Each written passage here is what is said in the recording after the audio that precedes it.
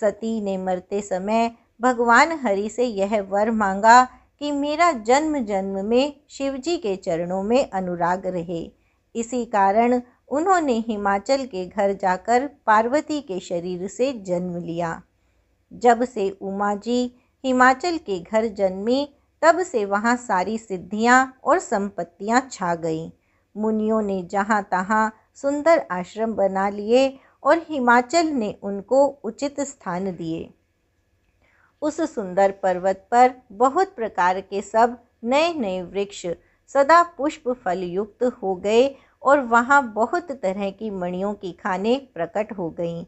सारी नदियों में पवित्र जल बहता है और पशु पक्षी भ्रमर सभी सुखी रहते हैं। सब जीवों ने अपना स्वाभाविक वैर छोड़ दिया और पर्वत पर सभी परस्पर प्रेम करते हैं। पार्वती जी के घर आ जाने से पर्वत ऐसा शोभायमान हो रहा है जैसा राम भक्ति को पाकर भक्त शोभायमान होता है। उस पर्वत राज के घर नित्य बड़े बड़े मंगलोत्सव होते हैं, जिसका ब्रह्मादि यश गाते हैं। जब नारद जी ने ये सब समाचार सुने तो वे कौतुक ही से हिमाचल के घर पधारे। पर्वत राज ने उनका बड़ा आदर किया और चरण धोकर उनको उत्तम आसन दिया। फिर अपनी स्त्री सहित मुनि के चरणों में सिर नवाया और उनके चरणोदक को सारे घर में छिड़काया। हिमाचल ने अपने सौभाग्य का बहुत बखान किया और पुत्री को बुलाकर मुनि के चरणों पर डाल दिया और कहा, हे मुनिवर, आप त्रिकालज्ञ और सर्वज्ञ हैं। आपकी सर्वत्र पहुँच है, अतः आप हृदय में विचार कर कन्या के गुण दोष कहिए। नारद मुनि ने हंसकर रहस्य युक्त कोमल वाणी से कहा, तुम्हारी कन्या सब गुणों की खान है। यह स्वभाव से ही सुंदर, सुशील और समझदार है।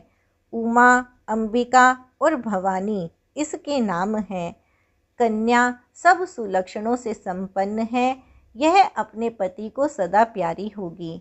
इसका सुहाग सदा अचल रहेगा और इससे इसके माता पिता यश पावेंगे। यह सारे जगत में पूज्य होगी और इसकी सेवा करने से कुछ भी दुर्लभ न होगा। संसार में स्त्रियां इसका नाम स्मरण करके पतिव्रत रूपी तलवार की धार पर चढ़ जाएंगी। हे पर्वतराज, तुम्हारी कन्या सुलक्षणी है। अब इसमें जो 2-4 अवगुण हैं उन्हें भी सुन लो।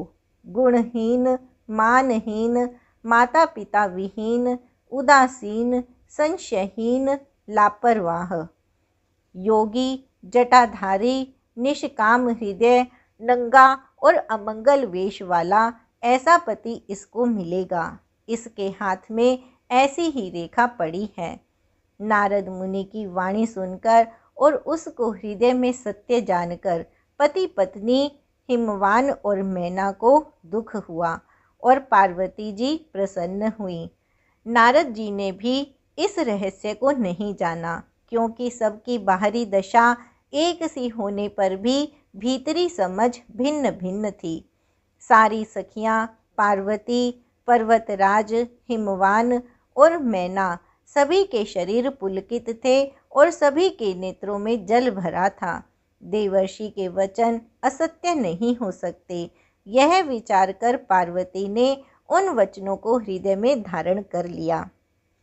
उन्हें शिवजी के चरण कमलों में स्नेह उत्पन्न हो आया, परंतु मन में यह संदेह हुआ कि उनका मिलना कठिन है।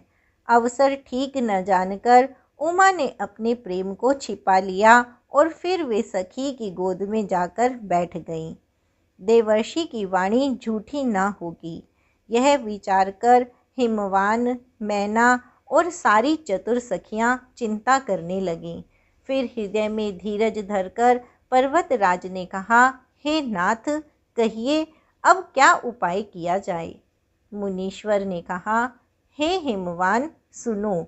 विधाता ने ललाट पर जो कुछ लिख दिया है उसको देवता, दानव, मनुष्य, नाग और मुनि कोई भी नहीं मिटा सकते।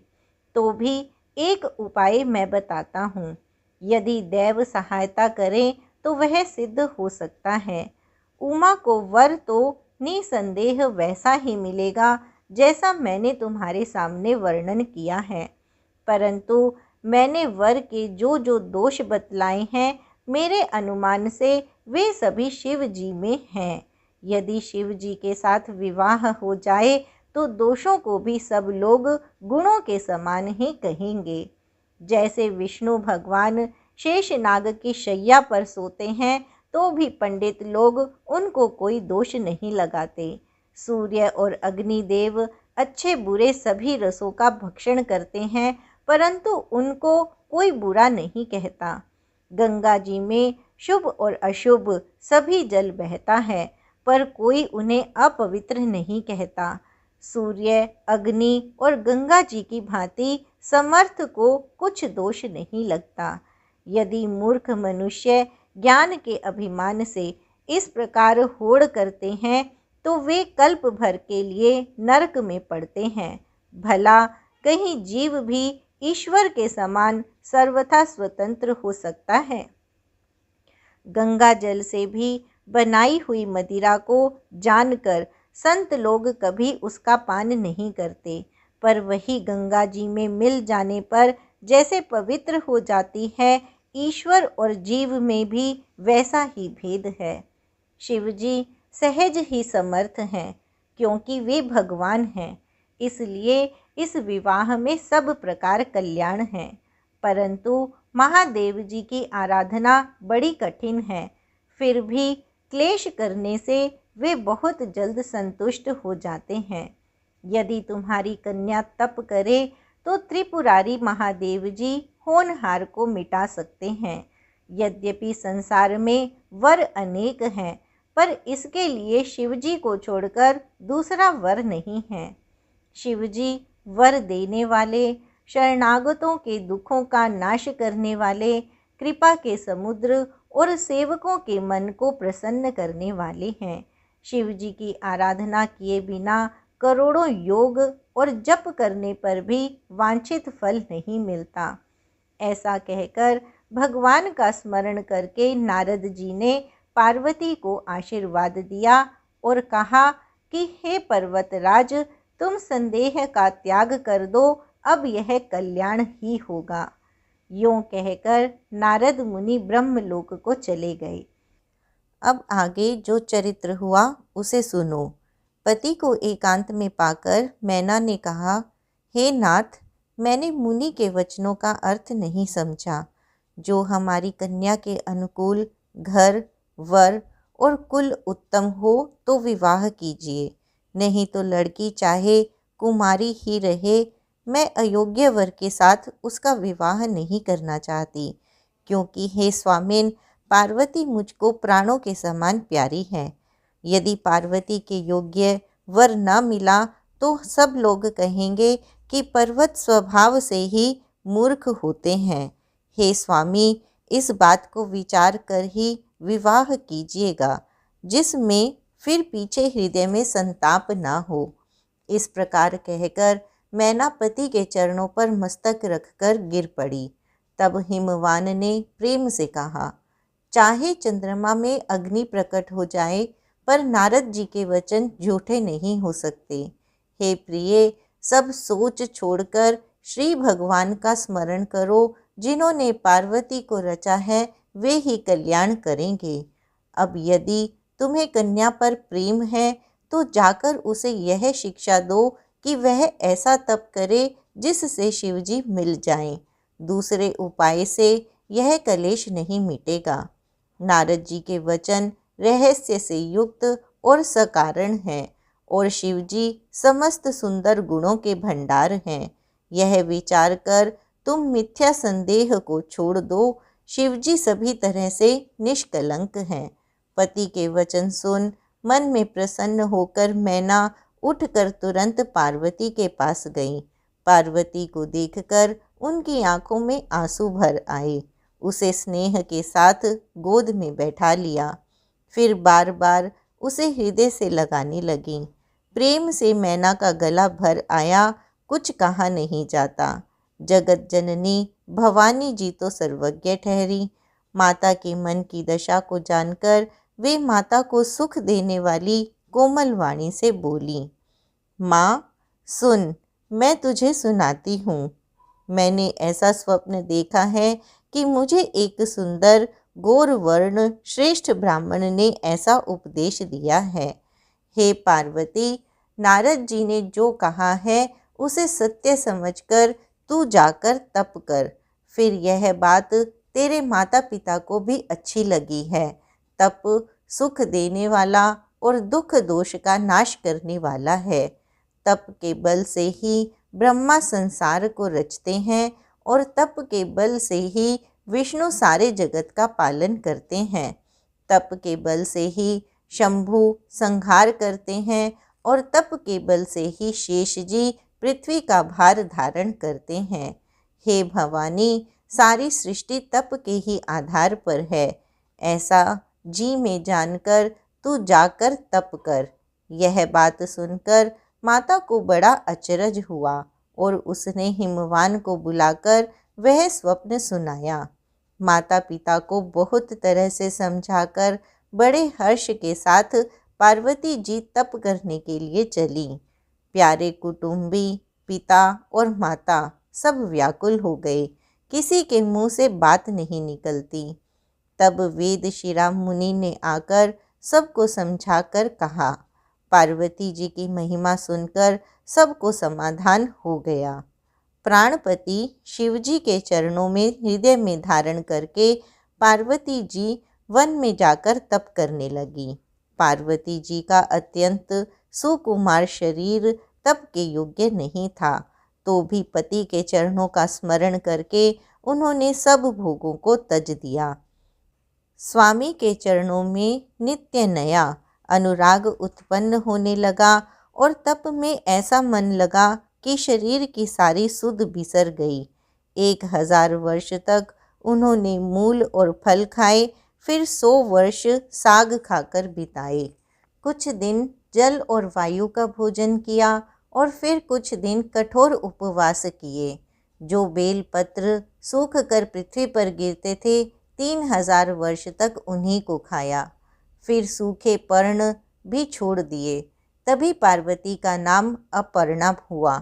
तब से उमा का शरीर क्षीण देखकर आकाश से गंभीर ब्रह्मवाणी हुई। हे पर्वतराज की कुमारी, सुन, तेरा मनोरथ सफल हुआ। तू अब सारे असह्य क्लेशों को त्याग दे। अब तुझे शिवजी मिलेंगे। हे भवानी, धीर मुनि और ज्ञानी बहुत हुए हैं, पर ऐसा कठोर तप किसी ने नहीं किया। अब तू इस श्रेष्ठ ब्रह्मा की वाणी को सदा सत्य और निरंतर पवित्र जानकर अपने हृदय में धारण कर। जब तेरे पिता बुलाने को आवे तब हठ छोड़कर घर चली जाना, और जब तुम्हें सप्तर्षि मिले तब इस वाणी को ठीक समझना। इस प्रकार आकाश से कही हुई ब्रह्मा की वाणी को सुनते ही पार्वती जी प्रसन्न हो गईं और हर्ष के मारे उनका शरीर पुलकित हो गया। याज्ञवल्क्य जी भारद्वाज से बोले कि मैंने पार्वती का सुंदर चरित्र सुनाया, अब शिवजी का सुहावना चरित्र सुनो। जब से सती ने जाकर शरीर त्याग किया, तब से शिवजी के मन में वैराग्य हो गया। वे सदा श्री रघुनाथ जी का नाम जपने लगे और जहाँ तहाँ श्री रामचंद्र जी के गुणों की कथाएं सुनने लगे। चिदानंद सुख के धाम, मोह मद और काम से रहित शिवजी संपूर्ण लोगों को आनंद देने वाले भगवान श्री हरि श्री रामचंद्र जी को हृदय में धारण कर भगवान के ध्यान में मस्त हुए पृथ्वी पर विचरने लगे। वे कहीं मुनियों को ज्ञान का उपदेश करते और कहीं श्री रामचंद्र जी के गुणों का वर्णन करते थे।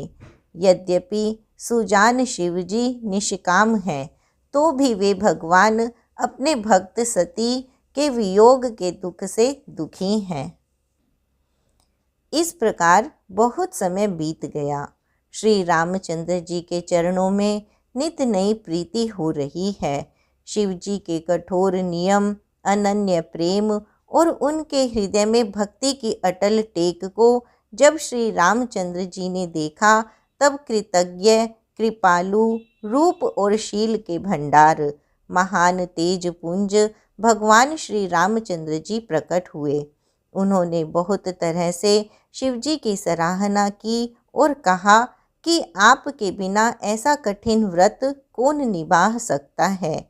श्री रामचंद्र जी ने बहुत प्रकार से शिव जी को समझाया और पार्वती जी का जन्म सुनाया। कृपा निधान श्री रामचंद्र जी ने विस्तार पूर्वक पार्वती जी की अत्यंत पवित्र करनी का वर्णन किया। फिर उन्होंने शिव जी से कहा, हे शिव जी, यदि मुझ पर आपका स्नेह है तो अब आप मेरी विनती सुनिए। मुझे यह मांग दीजिए कि आप जाकर पार्वती के साथ विवाह कर लें। शिव जी ने कहा, यद्यपि ऐसा उचित नहीं है, परंतु स्वामी की बात भी मेटी नहीं जा सकती। हे नाथ, मेरा यही परम धर्म है कि मैं आपकी आज्ञा को सिर पर रखकर उसका पालन करूं। माता, पिता, गुरु और स्वामी की बात को बिना ही विचारे शुभ समझकर करना चाहिए। फिर आप तो सब प्रकार से मेरे परम हितकारी हैं। हे नाथ, आपकी आज्ञा मेरे सिर पर है। शिव जी की भक्ति, ज्ञान और धर्म से युक्त वचन रचना सुनकर प्रभु रामचंद्र जी संतुष्ट हो गए। प्रभु ने कहा, हे हर, आपकी प्रतिज्ञा पूरी हो गई। अब हमने जो कहा है उसे हृदय में रखना। इस प्रकार कहकर श्री रामचंद्र जी अंतर्धान हो गए। शिव जी ने उनकी वह मूर्ति अपने हृदय में रख ली। उसी समय सप्तर्षि शिव जी के पास आए। प्रभु महादेव जी ने उनसे अत्यंत सुहावने वचन कहे।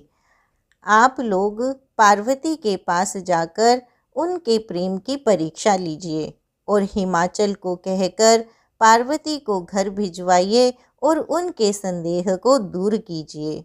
ऋषियों ने वहां जाकर पार्वती को कैसी देखा, मानो मूर्तिमान तपस्या ही हो।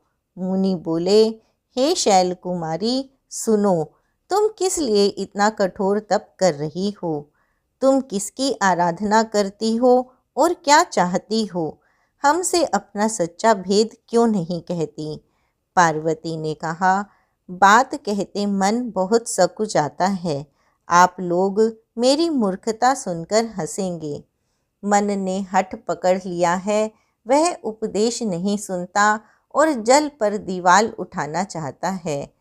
नारद जी ने जो कह दिया उसे सत्य जानकर मैं बिना ही पांख के उड़ना चाहती हूँ।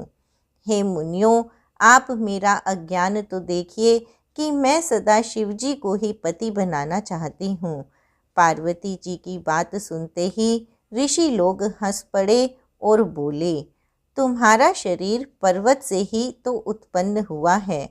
भला कहो तो नारद का उपदेश सुनकर आज तक किसका घर बसा है? उन्होंने जाकर दक्ष के पुत्रों को उपदेश दिया था, जिससे उन्होंने फिर लौटकर घर का मुंह भी नहीं देखा। चित्रकेतु के घर को नारद ने ही चौपट किया। फिर यही हाल हिरण्यकशिपु का भी हुआ। जो स्त्री पुरुष नारद की सीख सुनते हैं वे घर बार छोड़कर अवश्य ही भिखारी हो जाते हैं। उनका मन तो कपटी है। शरीर पर सज्जनों के चिन्ह हैं, वे सभी को अपने समान बनाना चाहते हैं। उनके वचनों पर विश्वास मानकर तुम ऐसा पति चाहती हो जो स्वभाव से ही उदासीन, गुणहीन, निर्लज, बुरे वेश वाला, नर कपालों की माला पहनने वाला, कुलहीन, बिना घर बार का, नंगा और शरीर पर सांपों को लपेटे रखने वाला है। ऐसे वर के मिलने से कहो तुम्हें क्या सुख होगा। तुम उस ठग नारद के बहकावे में आकर खूब भूली। पहले पंचों के कहने से शिव ने सती से विवाह किया था, परंतु फिर उसे त्याग कर मरवा डाला। अब शिव को कोई चिंता नहीं रही, भीख मांगकर खा लेते हैं और सुख से सोते हैं। ऐसे स्वभाव से ही अकेले रहने वालों के घर भी भला क्या कभी स्त्रियां टिक सकती हैं? अब भी हमारा कहाँ मानो, हमने तुम्हारे लिए अच्छा वर विचारा है। वह बहुत ही सुंदर, पवित्र, सुखदायक और सुशील है, जिसका यश और लीला वेद गाते हैं। वह दोषों से रहित, सारे सद्गुणों की राशि, लक्ष्मी का स्वामी और वैकुंठपुरी का रहने वाला है। हम ऐसे वर को लाकर तुमसे मिला देंगे। यह सुनते ही पार्वती जी हंसकर बोली, आपने यह सत्य ही कहा कि मेरा यह शरीर पर्वत से उत्पन्न हुआ है, इसलिए हठ नहीं छूटेगा। शरीर भले ही छूट जाए, सोना भी पत्थर से ही उत्पन्न होता है, सो वह जलाए जाने पर भी अपने स्वभाव को नहीं छोड़ता। अतः मैं नारद जी के वचनों को नहीं छोड़ूंगी, चाहे घर बसे या उजड़े, इससे मैं नहीं डरती। जिसको गुरु के वचनों में विश्वास नहीं है, उसको सुख और सिद्धि स्वप्न में भी सुगम नहीं होती। माना कि महादेव जी अवगुणों के भवन हैं और विष्णु समस्त सद्गुणों के धाम हैं, पर जिसका मन जिसमें रम गया उसको तो उसी से काम है। हे मुनीश्वरों, यदि आप पहले मिलते तो मैं आपका उपदेश सिर माथे रख कर सुनती, परंतु अब तो मैं अपना जन्म शिवजी के लिए हार चुकी, फिर गुण दोषों का विचार कौन करे। यदि आपके हृदय में बहुत ही हट है और विवाह की बातचीत किए बिना आपसे रहा ही नहीं जाता, तो संसार में वर कन्या बहुत हैं। खिलवाड़ करने वालों को आलस्य तो होता नहीं, और कहीं जाकर कीजिए। मेरा तो करोड़ जन्मों तक यही हट रहेगा कि या तो शिवजी को वरूंगी, नहीं तो कुमारी ही रहूंगी। स्वयं शिवजी 100 बार कहें तो भी नारद जी के उपदेश को न छोड़ूंगी। जगत जननी पार्वती जी ने फिर कहा कि मैं आपके पैरों पड़ती हूँ, आप अपने घर जाइए, बहुत देर हो गई। शिवजी में पार्वती जी का ऐसा प्रेम देखकर ज्ञानी मुनि बोले, हे जगत जननी, हे भवानी, आपकी जय हो, जय हो। आप माया हैं और शिव जी भगवान हैं। आप दोनों समस्त जगत के माता पिता हैं। यह कहकर मुनि पार्वती जी के चरणों में सिर नवाकर चल दिए। उनके शरीर बार बार पुलकित हो रहे थे। मुनियों ने जाकर हिमवान को पार्वती जी के पास भेजा और वे विनती करके उनको घर ले आए। फिर सप्तर्षियों ने शिवजी के पास जाकर उनको पार्वती जी की सारी कथा सुनाई। पार्वती जी का प्रेम सुनते ही शिवजी आनंद मग्न हो गए। सप्तर्षि प्रसन्न होकर अपने घर ब्रह्मलोक को चले गए। तब सुजान शिवजी मन को स्थिर करके श्री रघुनाथ जी का ध्यान करने लगे। उसी समय तारक नाम का असुर हुआ, जिसकी भुजाओं का बल, प्रताप और तेज बहुत बड़ा था। उसने सब लोक और लोकपालों को जीत लिया। सब देवता सुख और संपत्ति से रहित हो गए। वह अजर अमर था, इसलिए किसी से जीता नहीं जाता था। देवता उसके साथ बहुत तरह की लड़ाइयाँ लड़कर हार गए। तब उन्होंने ब्रह्मा जी के पास जाकर पुकार मचाई। ब्रह्मा जी ने सब देवताओं को दुखी देखा। ब्रह्मा जी ने सबको समझा कर कहा, इस दैत्य की मृत्यु तब होगी जब शिवजी के वीर्य से पुत्र उत्पन्न हो। इसको युद्ध में वही जीतेगा। मेरी बात सुनकर उपाय करो, ईश्वर सहायता करेंगे और काम हो जाएगा। सती जी ने जो दक्ष के यज्ञ में देह का त्याग किया था, उन्होंने अब हिमाचल के घर जाकर जन्म लिया है। उन्होंने शिवजी को पति बनाने के लिए तप किया है। इधर शिवजी सब छोड़ छाड़ कर समाधि लगा बैठे हैं। यद्यपि है तो बड़े असमंजस की बात, तथापि मेरी एक बात सुनो। तुम जाकर कामदेव को शिवजी के पास भेजो। वह शिवजी के मन में क्षोभ उत्पन्न करे, तब हम जाकर शिव जी के चरणों में सिर रख देंगे और जबरदस्ती उन्हें राजी करके विवाह करा देंगे। इस प्रकार से भले ही देवताओं का हित हो और तो कोई उपाय नहीं है। सब ने कहा, यह सम्मति बहुत अच्छी है। फिर देवताओं ने बड़े प्रेम से स्तुति की। तब विषम 5 बाण धारण करने वाला और मछली के चिन्ह युक्त ध्वजा वाला कामदेव प्रकट हुआ। देवताओं ने कामदेव से अपनी सारी विपत्ति कही। सुनकर कामदेव ने मन में विचार किया और हंसकर देवताओं से यो कहा कि शिवजी के साथ विरोध करने में मेरी कुशल नहीं है, तथापि मैं तुम्हारा काम तो करूँगा, क्योंकि वेद दूसरे के उपकार को परम धर्म कहते हैं। जो दूसरे के हित के लिए अपना शरीर त्याग देता है, संत सदा उसकी बढ़ाई करते हैं। यो कह और सबको सिर नवाकर कामदेव अपने पुष्प के धनुष को हाथ में लेकर सहायकों के साथ चला। चलते समय कामदेव ने हृदय में ऐसा विचार किया कि शिवजी के साथ विरोध करने से मेरा मरण निश्चित है।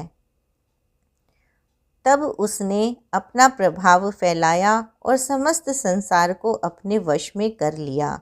जिस समय उस मछली के चिन्ह की ध्वजा वाले कामदेव ने कोप किया, उस समय क्षण भर में ही वेदों की सारी मर्यादा मिट गई।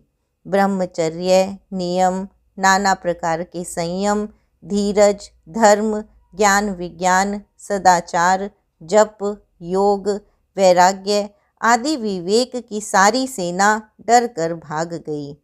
विवेक अपने सहायकों सहित भाग गया। उसके योद्धा रणभूमि से पीठ दिखा गए। उस समय वे सब सदग्रंथ रूपी पर्वत की कंदराओं में जा छिपे। सारे जगत में खलबली मच गई और सब कहने लगे, हे विधाता, अब क्या होने वाला है? हमारी रक्षा कौन करेगा? ऐसा 2 सिर वाला कौन है जिसके लिए रति के पति कामदेव ने कोप करके हाथ में धनुष बाण उठाया है?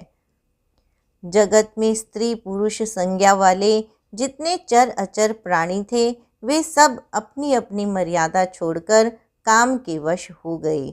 सबके हृदय में काम की इच्छा हो गई। लताओं बेलों को देखकर वृक्षों की डालियां झुकने लगीं। नदियां उमड़ उमड़ कर समुद्र की ओर दौड़ीं और ताल तलैयां भी आपस में संगम करने लगीं। जब जड़ की यह दशा कही गई, तब चेतन जीवों की करनी कौन कह सकता है? आकाश, जल और पृथ्वी पर विचरने वाले सारे पशु पक्षी समय भुलाकर काम के वश हो गए। सब लोग कामांध होकर व्याकुल हो गए। चकवा चकवी रात दिन नहीं देखते। देव, दैत्य, मनुष्य, किन्नर, सर्प, प्रेत, पिशाच, भूत, बेताल, ये तो सदा ही काम के गुलाम हैं। यह समझकर मैंने इनकी दशा का वर्णन नहीं किया। सिद्ध, विरक्त, महामुनि और महान योगी भी काम के वश होकर योग रहित या स्त्री के विरही हो गए। जब योगीश्वर और तपस्वी भी काम के वश हो गए, तब पामर मनुष्यों की कौन कहे? जो समस्त चराचर जगत को ब्रह्म में देखते थे, वे अब उसे स्त्री में देखने लगे। स्त्रियां सारे संसार को पुरुष में देखने लगीं और पुरुष उसे स्त्री में देखने लगे। 2 घड़ी तक सारे ब्रह्मांड के अंदर कामदेव का रचा हुआ यह कौतुक रहा। किसी ने भी हृदय में धैर्य नहीं धारण किया। कामदेव ने सबके मन हर लिए। श्री रघुनाथ जी ने जिनकी रक्षा की, केवल वे ही उस समय बचे रहे। 2 घड़ी तक ऐसा तमाशा हुआ जब तक कामदेव शिवजी के पास पहुंच गया। शिवजी को देखकर कामदेव डर गया। तब सारा संसार फिर जैसा का तैसा स्थिर हो गया। तुरंत ही सब जीव वैसे ही सुखी हो गए जैसे मतवाले लोग मद उतर जाने पर सुखी होते हैं। दुराधर्ष और दुर्गम भगवान धर्म, यश, श्री, ज्ञान और वैराग्य रूप 6 ईश्वरीय गुणों से युक्त रुद्र शिवजी को देखकर कामदेव भयभीत हो गया। लौट जाने में लज्जा मालूम होती है और करते कुछ बनता नहीं। आखिर मन में मरने का निश्चय करके उसने उपाय रचा। तुरंत ही सुंदर ऋतुराज वसंत को प्रकट किया। फूले हुए नए नए वृक्षों की कतारें सुशोभित हो गईं। वन, उपवन, बावली, तालाब और सब दिशाओं के विभाग परम सुंदर हो गए। जहाँ तहाँ मानो प्रेम उमड़ रहा है, जिसे देखकर मरे मनों में भी कामदेव जाग उठा। मरे हुए मन में भी कामदेव जागने लगा। वन की सुंदरता कहीं नहीं जा सकती। काम रूपी अग्नि का सच्चा मित्र शीतल, मंद, सुगंधित पवन चलने लगा। सरोवरों में अनेकों कमल खिल गए, जिन पर सुंदर भौरों के समूह गुंजार करने लगे। राजहंस, कोयल और तोते रसीली बोली बोलने लगे और अप्सराएं गा गा कर नाचने लगीं। कामदेव अपनी सेना समेत करोड़ों प्रकार की सब कलाएं करके हार गया, पर शिवजी की अचल समाधि न डिगी। तब कामदेव क्रोधित हो उठा। आम के वृक्ष की एक सुंदर डाली देखकर मन में क्रोध से भरा हुआ कामदेव उस पर चढ़ गया। उसने पुष्प धनुष पर अपने 5 बाण चढ़ाए और अत्यंत क्रोध से ताक कर उन्हें कान तक तान लिया। कामदेव ने तीक्ष्ण 5 बाण छोड़े जो शिवजी के हृदय में लगे। तब उनकी समाधि टूट गई और वे जाग गए। ईश्वर के मन में बहुत क्षोभ हुआ। उन्होंने आंखें खोलकर सब ओर देखा। जब आम के पत्तों में छिपे हुए कामदेव को देखा तो उन्हें बड़ा क्रोध हुआ, जिससे तीनों लोग कांप उठे। तब शिवजी ने तीसरा नेत्र खोला। उनके देखते ही कामदेव जलकर भस्म हो गया। जगत में बड़ा हाहाकार मच गया। देवता डर गए, दैत्य सुखी हुए। भोगी लोग काम सुख को याद करके चिंता करने लगे और साधक योगी निष्कंटक हो गए। योगी निष्कंटक हो गए। कामदेव की स्त्री रति अपने पति की यह दशा सुनते ही मूर्छित हो गई। रोती चिल्लाती और भांति भांति से करुणा करती हुई वह शिवजी के पास गई। अत्यंत प्रेम के साथ अनेकों प्रकार से विनती करके हाथ जोड़कर सामने खड़ी हो गई। शीघ्र प्रसन्न होने वाले कृपालु शिवजी अबला असहाय स्त्री को देखकर सुंदर वचन बोले। हे रति, अब से तेरे स्वामी का नाम अनंग होगा। वह बिना ही शरीर के सबको व्यापेगा। अब तू अपने पति से मिलने की बात सुन। जब पृथ्वी के बड़े भारी भार को उतारने के लिए यदुवंश में श्री कृष्ण का अवतार होगा, तब तेरा पति उनके पुत्र प्रद्युम्न के रूप में उत्पन्न होगा। मेरा यह वचन अन्यथा नहीं होगा। शिवजी के वचन सुनकर रति चली गई। अब दूसरी कथा बखान कर कहता हूँ। ब्रह्मादि देवताओं ने ये सब समाचार सुने तो वे वैकुंठ को चले। फिर वहाँ से विष्णु और ब्रह्मा सहित सब देवता वहाँ गए जहाँ कृपा के धाम शिवजी थे। उन सब ने शिवजी की अलग अलग स्तुति की। तब शशि भूषण शिवजी प्रसन्न हो गए। कृपा के समुद्र शिवजी बोले, हे देवताओं, कहिए आप किस लिए आए हैं। ब्रह्मा जी ने कहा, हे प्रभो, आप अंतर्यामी हैं, तथापि हे स्वामी, भक्तिवश मैं आपसे विनती करता हूँ। हे शंकर, सब देवताओं के मन में ऐसा परम उत्साह है कि हे नाथ, वे अपनी आँखों से आपका विवाह देखना चाहते हैं। हे कामदेव के मद को चूर करने वाले, आप ऐसा कुछ कीजिए जिससे सब लोग इस उत्सव को नेत्र भरकर देखें। हे कृपा के सागर, कामदेव को भस्म करके आपने रति को जो वरदान दिया सो बहुत ही अच्छा किया। हे नाथ, श्रेष्ठ स्वामियों का यह सहज स्वभाव ही है कि वे पहले दंड देकर फिर कृपा किया करते हैं। पार्वती ने अपार तप किया है, अब उन्हें अंगीकार कीजिए। ब्रह्मा जी की प्रार्थना सुनकर और प्रभु श्री रामचंद्र जी के वचनों को याद करके शिवजी ने प्रसन्नता पूर्वक कहा, ऐसा ही हो। तब देवताओं ने नगाड़े बजाए और फूलों की वर्षा करके जय हो, देवताओं के स्वामी की जय हो, ऐसा कहने लगे। उचित अवसर जानकर सप्तर्षि आए और ब्रह्मा जी ने तुरंत ही उन्हें हिमाचल के घर भेज दिया। वे पहले वहां गए जहां पार्वती जी थीं और उनसे छल से भरे मीठे वचन बोले। नारद जी के उपदेश से तुमने उस समय हमारी बात नहीं सुनी। अब तो तुम्हारा प्रण झूठा हो गया, क्योंकि महादेव जी ने काम को ही भस्म कर डाला। यह सुनकर पार्वती जी मुस्कुरा कर बोली, हे विज्ञानी मुनिवरों, आपने उचित ही कहा। आपकी समझ में शिवजी ने कामदेव को अब जलाया है। अब तक तो वे विकार युक्त ही रहे, किंतु हमारी समझ से तो शिवजी सदा से ही योगी, अजन्मा, अनिंद्य, काम रहित और भोगहीन है। और यदि मैंने शिवजी को ऐसा समझकर ही मन, वचन और कर्म से प्रेम सहित उनकी सेवा की है, तो हे मुनीश्वरों सुनिए, वे कृपा निधान भगवान मेरी प्रतिज्ञा को सत्य करेंगे। आपने जो यह कहा कि शिवजी ने कामदेव को भस्म कर दिया, यही आपका बड़ा भारी अविवेक है। हे तात, अग्नि का तो यह सहज स्वभाव ही है कि पाला उसके समीप कभी जा ही नहीं सकता, और जाने पर वह अवश्य नष्ट हो जाएगा। महादेव जी और कामदेव के संबंध में भी यही न्याय समझना चाहिए। पार्वती के वचन सुनकर और उनका प्रेम तथा विश्वास देखकर मुनि हृदय में बड़े प्रसन्न हुए।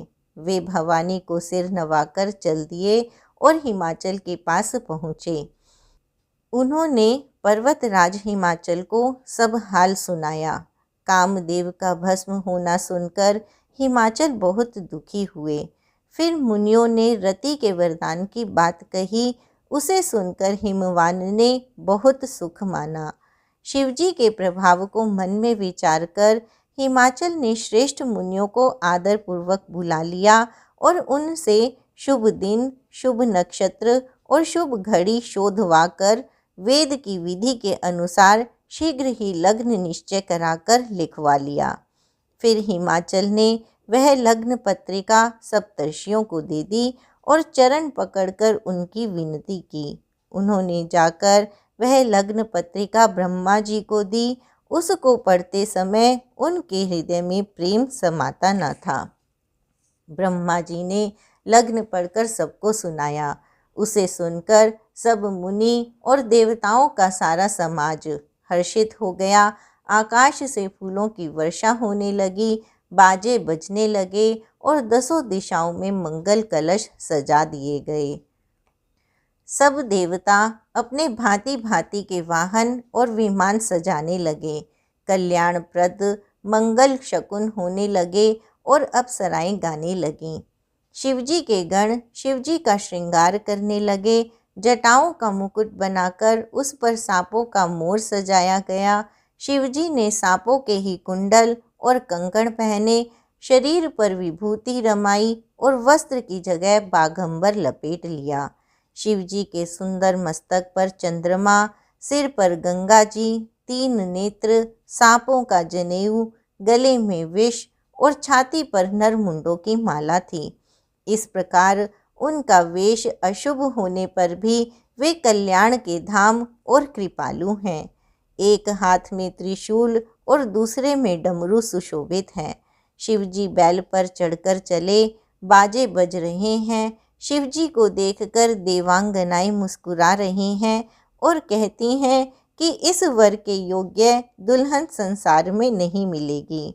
विष्णु और ब्रह्मा आदि देवताओं के समूह अपने अपने वाहनों पर चढ़कर बारात में चले। देवताओं का समाज सब प्रकार से अनुपम था, पर दूल्हे के योग्य बारात न थी। तब विष्णु भगवान ने सब दिक्पालों को बुलाकर हंसकर ऐसा कहा, सब लोग अपने अपने दल समेत अलग अलग होकर चलो। हे भाई, हम लोगों की यह बारात वर के योग्य नहीं है। क्या पराए नगर में जाकर हंसी कराओगे? विष्णु भगवान की बात सुनकर देवता मुस्कुराए और वे अपनी अपनी सेना सहित अलग हो गए। महादेव जी यह देखकर मन ही मन मुस्कुराते हैं कि विष्णु भगवान के व्यंग्य वचन दिल लगी नहीं छूटते। अपने प्यारे विष्णु भगवान के इन अति प्रिय वचनों को सुनकर शिवजी ने भी भृंगी को भेजकर अपने सब गणों को बुलवा लिया। शिवजी की आज्ञा सुनते ही सब चले आए और उन्होंने स्वामी के चरण कमलों में सिर नवाया। तरह तरह की सवारियों और तरह तरह के वेश वाले अपने समाज को देखकर शिवजी हंसे। कोई बिना मुख का है, किसी के बहुत से मुख हैं, कोई बिना हाथ पैर का है तो किसी के कई हाथ पैर हैं, किसी के बहुत आँखें हैं तो किसी के एक भी आँख नहीं है, कोई बहुत मोटा ताजा है तो कोई बहुत ही दुबला पतला है, कोई बहुत दुबला, कोई बहुत मोटा, कोई पवित्र और कोई अपवित्र वेश धारण किए हुए है, भयंकर गहने पहने, हाथ में कपाल लिए हैं और सब के सब शरीर में ताज़ा खून लपेटे हुए हैं। गधे, कुत्ते, सूअर और सियार के से उनके मुख हैं।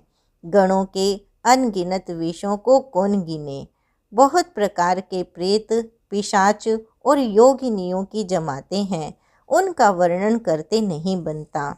भूत प्रेत नाचते और गाते हैं, वे सब बड़े मोजी हैं, देखने में बहुत ही बेढंगे जान पड़ते हैं और बड़े ही विचित्र ढंग से बोलते हैं। जैसा दूल्हा है अब वैसी ही बारात बन गई है।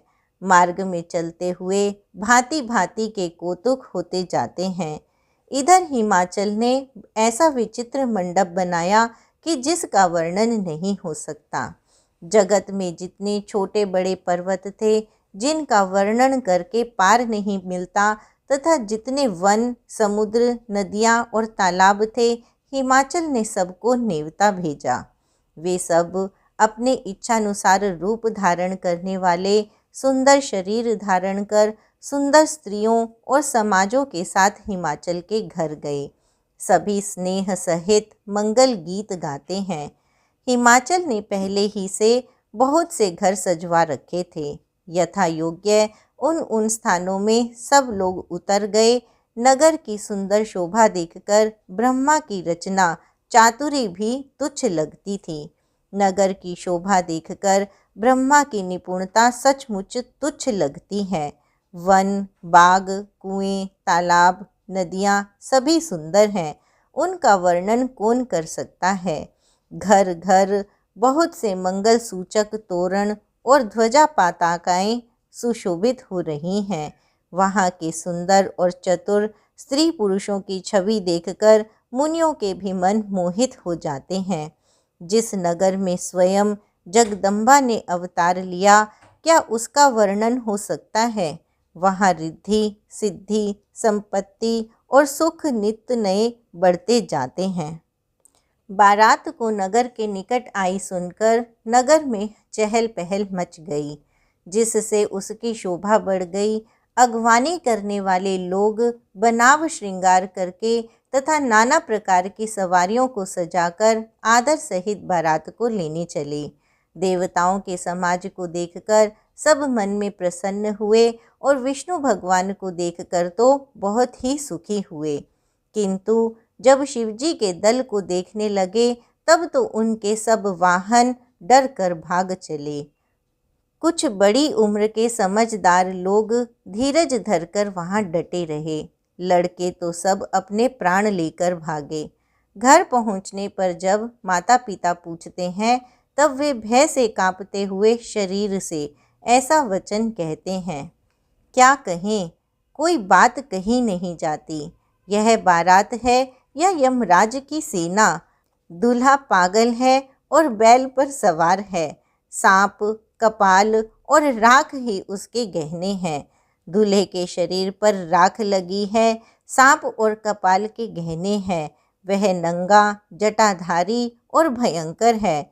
उसके साथ भयानक मुख वाले भूत, प्रेत, पिशाच, योगिनियाँ और राक्षस हैं।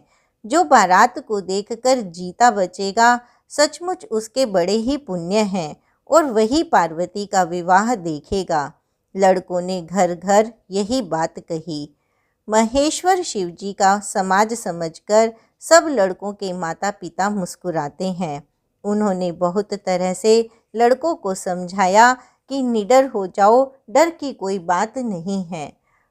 अगवान लोग बारात को लिवा लाए। उन्होंने सबको सुंदर जनवासे ठहरने को दिए। मैना ने शुभ आरती सजाई और उनके साथ की स्त्रियां उत्तम मंगल गीत गाने लगीं। सुंदर हाथों में सोने का थाल शोभित है। इस प्रकार मैना हर्ष के साथ शिवजी का परछन करने ल चली। जब महादेव जी को भयानक वेश में देखा, तब तो स्त्रियों के मन में बड़ा भारी भय उत्पन्न हो गया। बहुत ही डर के मारे भागकर वे घर में घुस गईं और शिवजी जहाँ जनवासा था वहाँ चले गए। मैना के हृदय में बड़ा दुख हुआ। उन्होंने पार्वती जी को अपने पास बुला लिया और अत्यंत स्नेह से गोद में बैठाकर अपने नील कमल के समान नेत्रों में आंसू भरकर कहा, जिस विधाता ने तुमको ऐसा सुंदर रूप दिया, उस मूर्ख ने तुम्हारे दूल्हे को बावला कैसे बनाया। जिस विधाता ने तुमको सुंदरता दी, उसने तुम्हारे लिए वर बावला कैसे बनाया। जो फल कल्प वृक्ष में लगना चाहिए, वह जबरदस्ती बबूल में लग रहा है। मैं तुम्हें लेकर पहाड़ से गिर पड़ूंगी, आग में जल जाऊंगी या समुद्र में कूद पड़ूंगी। चाहे घर उजड़ जाए और संसार भर में अपकीर्ति फैल जाए, पर जीते जी मैं इस बावले वर से तुम्हारा विवाह न करूंगी। हिमाचल की स्त्री मैना को दुखी देखकर सारी स्त्रियां व्याकुल हो गईं। मैना अपनी कन्या के स्नेह को याद करके विलाप करती, रोती और कहती थी, मैंने नारद का क्या बिगाड़ा था, जिन्होंने मेरा बसता हुआ घर उजाड़ दिया और जिन्होंने पार्वती को ऐसा उपदेश दिया कि जिससे उसने बावले वर के लिए तप किया। सचमुच उनके न किसी का मोह है, न माया, न उनके धन है, न घर है और न स्त्री ही है। वे सबसे उदासीन हैं। इसी से वे दूसरे का घर उजाड़ने वाले हैं। उन्हें न किसी की लाज है, न डर है। भला बांझ स्त्री प्रसव की पीड़ा को क्या जाने। माता को विकल देखकर पार्वती जी विवेक युक्त कोमल वाणी बोली, हे माता, जो विधाता रच देते हैं वह टलता नहीं। ऐसा विचार कर तुम सोच मत करो। जो मेरे भाग्य में बावला ही पति लिखा है, तो किसी को क्यों दोष लगाया जाए। हे माता, क्या विधाता के अंक तुमसे मिट सकते हैं। वृथा कलंक का टीका मत लो। हे माता, कलंक मत लो, रोना छोड़ो। यह अवसर विषाद करने का नहीं है। मेरे भाग्य में जो सुख दुख लिखा है, उसे मैं जहाँ जाऊंगी वहीं पाऊंगी। पार्वती जी के ऐसे विनय भरे कोमल वचन सुनकर सारी स्त्रियां सोच करने लगीं और भांति भांति से विधाता को दोष देकर आंखों से आंसू बहाने लगी। इस समाचार को सुनते ही हिमाचल उसी समय नारद जी और सप्तर्षियों को साथ लेकर अपने घर चले।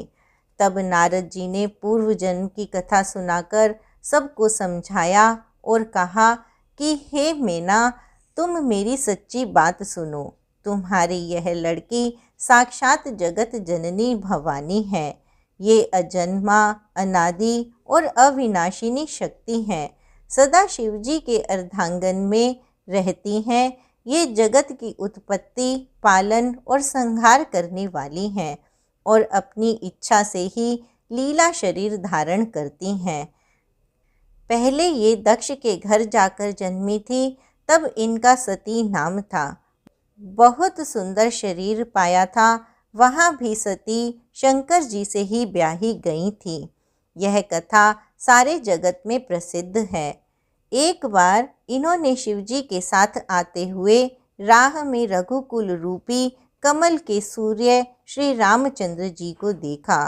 तब इन्हें मोह हो गया और इन्होंने शिवजी का कहना न मानकर भ्रमवश सीता जी का वेश धारण कर लिया।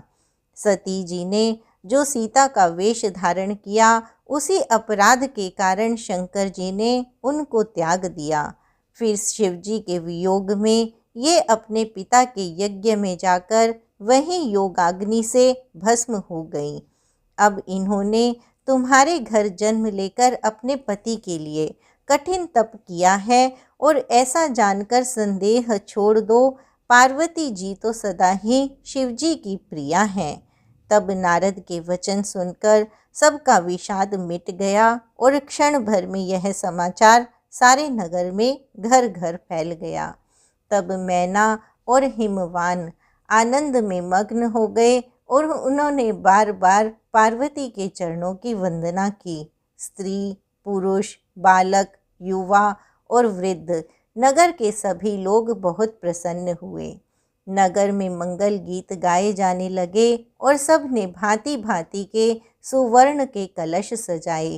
पाक शास्त्र में जैसी रीति है, उसके अनुसार अनेक भांति की ज्योनार हुई। जिस घर में स्वयं माता भवानी रहती हो, वहीं की भोजन सामग्री का वर्णन कैसे किया जा सकता है। हिमाचल ने आदरपूर्वक सब बारातियों को, विष्णु, ब्रह्मा और सब जाति के देवताओं को बुलवाया। भोजन करने वालों की बहुत बड़ी पंगतें बैठीं। चतुर रसोइये परोसने लगे। स्त्रियों की मंडलियां देवताओं को भोजन करते जानकर कोमल वाणी से गालियां देने लगीं। सब सुंदरी स्त्रियां मीठे स्वर में गालियां देने लगीं और व्यंग्य भरे वचन सुनाने लगीं। देवगण विनोद सुनकर बहुत सुख अनुभव करते हैं, इसलिए भोजन करने में बड़ी देर लगा रहे हैं। भोजन के समय जो आनंद बढ़ा, वह करोड़ों मुँह से भी नहीं कहा जा सकता। भोजन कर चुकने पर सबके हाथ मुँह धुलवाकर पान दिए गए। फिर सब लोग जहाँ ठहरे थे वहाँ चले गए। फिर मुनियों ने लौटकर हिमवान को लगन पत्रिका सुनाई और विवाह का समय देखकर देवताओं को बुलवा भेजा। सब देवताओं को आदर सहित बुलवा लिया और सबको यथा योग्य आसन दिए। वेद की रीति से वेदी सजाई गई और स्त्रियां सुंदर श्रेष्ठ मंगल गीत गाने लगीं।